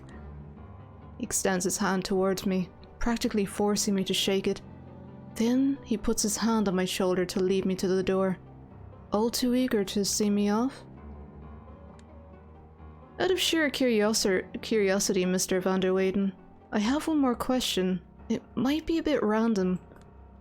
I really didn't need to ask it, but I wanted him to die inside for a moment. Of course, my dear.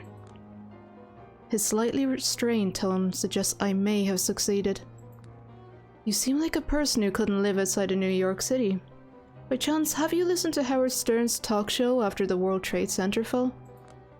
A tad unsure, but once again, carefully controlled chuckle escapes his mouth. Jeez, that is random, but, well... New York, born and raised, just like you said? Of course I did. Your opinion? Same as everyone else. It was the spiritual guidance we needed that day. Coming from the unlikeliest of places. A visceral response that verbalized everything we felt. A beautiful moment of unity. Not that I'm into lowbrow jokes about Pamela Anderson, and the typical shock value that shows tended to offer, but as far as I'm concerned, Howard did an indispensable thing that day. Why are you asking? No particular reason. I thought it might give me some insight into the kind of person you are. Well, that's the kind of person I am, just your average New Yorker. So it seems. Well then, I'll leave you and Mr. Payne to your plans of conquering the city. Conquer the... Oh, that's spicy, Edison. I love this girl. She's gonna go far, I'm telling you. She's got that spunk, that glint in her eye. Goodbye, Miss Savinsky. I wish you a pleasant respite and a swift success in your investigation. Good night. I make it a point to bow to Addison's servant, not the man himself. Don't even notice, but at least these invisible displays of rebellion make me feel a little better about myself. Alright, the faster I leave, the better. Julia? Father? How are you holding up? I'm fine, stumbling around and hoping for a miracle to happen, like always. No better place to ask for a miracle than behind these gates, you know? Good God. So I hear. As I pass him the report about Aisling and Agathon, I look around, but Benoit's nowhere to be seen. Not sure if I should just ignore it. Maybe he might jump out and then we'll be forced to interact with him. Or we could just, yeah, whatever. So, where's that clown? You mean Benoit? You're the one who said it, not me. In another parish, taking care of a personal issue for me. Thought you might appreciate that. God, I really do. Listen, can't you think of something to placate him? Placate him? How exactly? Benoit won't accept anything less than me joining a convent. He's like a worried parent, a basic gesture here and there, showing up in church from time to time and pretending to listen will get him off your case. I mean, I've been through this song and dance before, with my own parents when I was a teenager. Wandering in the forest until mass was over, not even being able to smoke because they'd pick up the scent. Not the best moments of my life, you know? And part of the reason I'm distancing myself from them. I don't need this fake energy in my life, and I'm honestly weirded out by you asking me to lie. I'm not asking you to lie, Julia. Let me ask you this way. Are you a spiritual person? I guess I am. Kind of. Always was. Suddenly being able to see ghosts did not change a thing. I think it's mostly because seeing the world as purely material seemed to bore me somehow. You are, and you were raised Catholic. So can't you find a way to express that spirituality in our church? I don't see a way right now. And why is that? I sigh. Too many people who think my soul needs to be saved because I live with a woman, for starters. I don't know, there's a lot of reasons. Like the sin of drinking blood every other night, or feeling some primal fear whenever I walked by a clergyman whose faith seems to be actually genuine. That one sounded like an excuse. It's about your relationship with God, not other people. In theory, but back in the old country, excuse me, I've heard my share of homilies that felt like complete condemnations of my kind, and none that would condemn hate towards people like me. And, you know, when church-adjacent people try to stir shit around your very existence every few months, some minimal support would be appreciated. Sorry, all you can count on is silent complicity. I get it. I know there's a lot of work to be done and a lot of undeserved hurt going around, but...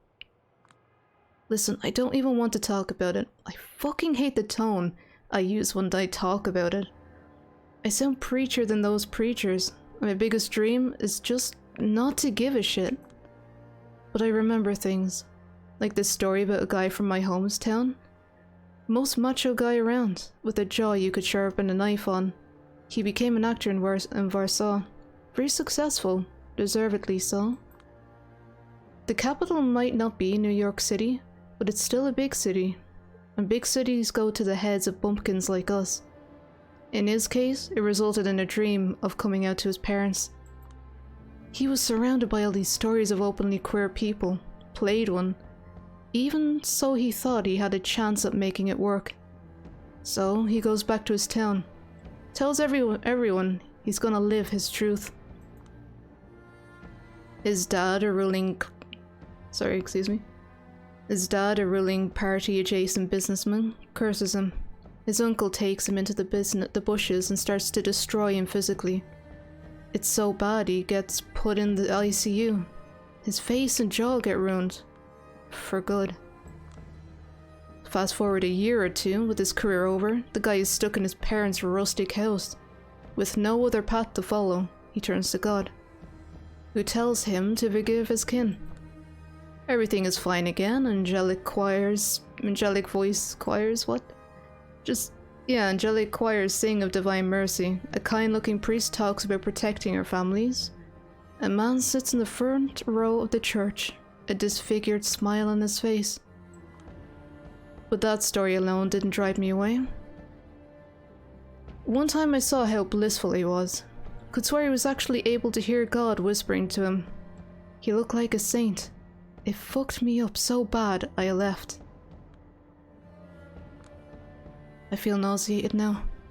Maybe I'm still reeling from hearing about Kara and Jesse Montgomery. Now, if we could never talk about that again, that'd be great. I know that I tend to sound like a loser who loves to pontificate about shit I can't change, but I at least try to keep trying to change myself, damn it. I won't offer empty platitudes, but I think I understand what I was meant to understand. I hope I haven't insulted you in any way. Whatever, I have learned not to hold people responsible for what the rest of their organization is doing. It would be hard looking into the mirror otherwise. Not that there's much I could see in the mirror right now. I'm just wondering about one thing. There's always a cross on your chest. I like how it goes with my outfit. Is it just a fashionable accessory to you? It's an important piece of the outfit. Oh, that's rude though. I don't like alright, just going against channel rules for a second. I don't care about your religion, but still you could at least show a little respect to someone who has been respectful towards you. That's just what I believe. I'll say it's something more. It's a memento, reminding me of a broken promise, that's all. I won't inquire further. Good. Have a good night, Father. I find her sitting in bed, scrolling through Pinterest on her phone. So how are you doing, Detective? I fall on the bed, bury my face in the pillows, and scream. That bad, huh? They're both very teenagery, even though they don't look like they're that young, though.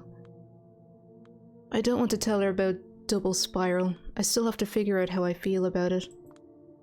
I'm just not cut out for this. Oh, shut up. If you aren't, who is? Sherlock Holmes? Hercule Poirot? Sorry, I just have to scroll. Columbo. I used to like Columbo when I was younger. Mads Mikkelsen's boyfriend from Hannibal, whatever his name was. I don't know. Someone who can actually put two and two together. You can't fool me into believing you're incompetent, you dumbass. I've read your articles. Don't pretend you suddenly forgot how to do your job. I haven't, but I've got no evidence, no witnesses, no promising leads, nothing. I just stumble around assuming things, talking big, blech. So you're like, I don't know, Jack Nicholson in Chinatown, and he's actually solved his case. The Dakota girl, I don't know, she's just kind of been here, and I think they were childhood buddies, at least in high school. Now they just live together still. She's not a vampire though, but she knows that her character Julia is. And then wish she never took it up. Was that supposed to cheer me up? I'm just saying that the situation you're in sounds an awful lot like Chinatown. Depraved elites, big plans for the city, blah blah blah. Yeah, and that's depressing. It is what it is. I just think you should approach it this way and look for a solution to your problems outside of the box. Not a mystery, but maybe like a trap to escape? Maybe. I throw myself on the bed again and lie there for a bit, staring at the ceiling. Then I approached Dakota from behind and took her sleeve to draw her attention. Psst, hey. Put the phone away.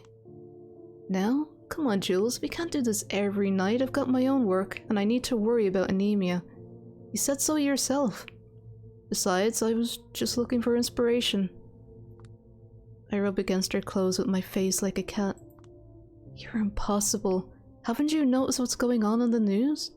People are going absolutely insane about this virus, cancelling trips and orders and... Pretty please? I can't, honey. I have to replenish my stash. And besides, I'm worried about overuse. My brain is working a bit too slow. My balance is off. I was just thinking how I miss meditation. She's giving me clear signals. She just wants an excuse. And even though it would be the responsible thing to do, I know she's insatiable. She's usually the one who takes the initiative. Let's try a final push. I bite her ear and whisper in it. No drugs tonight. Let's do this raw. She throws her hands up in the air. Victory. Jesus, you're greedy these days. Always have been. Haven't you noticed? And I got the symbolic and the semiotic as a little reward, I guess. Yeah, we didn't bother with him.